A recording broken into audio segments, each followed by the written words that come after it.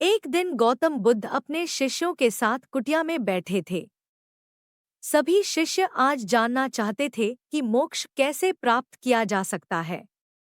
इसलिए उन्होंने बुद्ध जी से निवेदन किया कि वो आज मोक्ष पर उपदेश दें।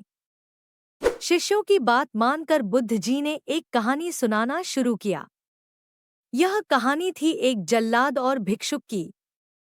अपने राज्य का मुख्य जल्लाद, जिसने बहुत से गुनाहगारों को दंड दिया था, अब वह रिटायर होकर राज्य से बाहर एक कुटिया बनाकर अपना जीवन व्यतीत कर रहा था। उसे हमेशा लगता था कि उसने कितने लोगों की हत्या की है, वह कितना पापी है। ऐसे ख्यालों से वह हमेशा घिरा रहता था। वह अपना सारा दिन पश्चाताप में ही गुजारता था।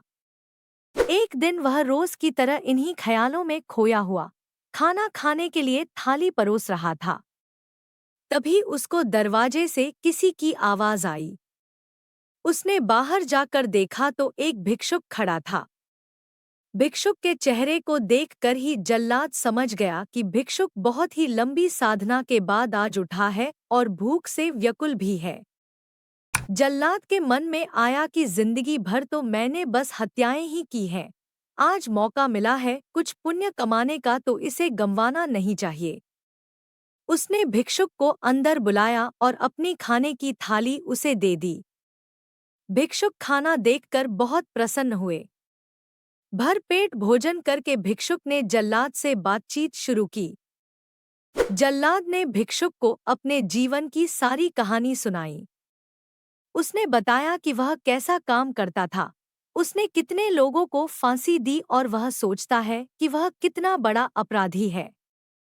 जल्लाद की वेदना सुनकर भिक्षुक बहुत ही शांत स्वर में बोले कि क्या तुमने वो जीव हत्याएं अपनी मर्जी से की थी? जल्लाद ने कहा, नहीं, मैं तो बस मेरे राजा की आज्ञा का पालन कर रहा था।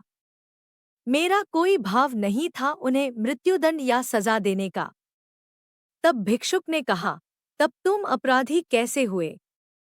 तुम तो अपने राजा के आदेशों का पालन कर रहे थे।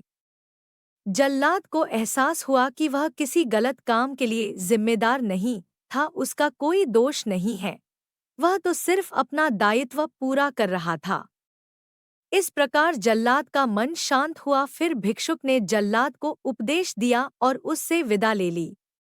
भिक्षुक को विदा करके जब जल्लाद वापस घर में आया, उसकी मृत्यु हो गई, जिसके बाद उसको मोक्ष प्राप्त हुआ।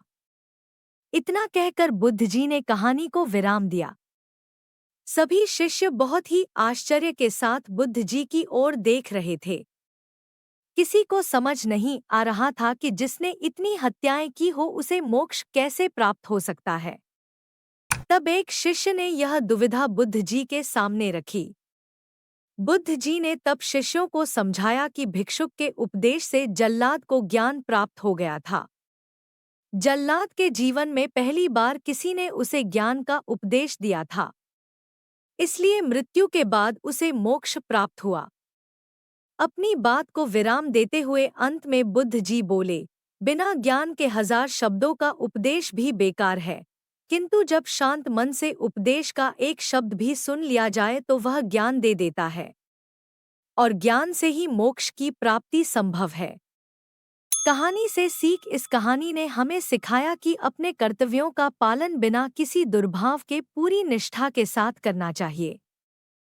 साथ ही अपना मन हमेशा शांत रखना चाहिए, क्योंकि शांत मन से उपदेश सुनने पर ही वास्तविक ज्ञान प्राप्त हो सकता है, जो मोक्ष की ओर ले जाता है।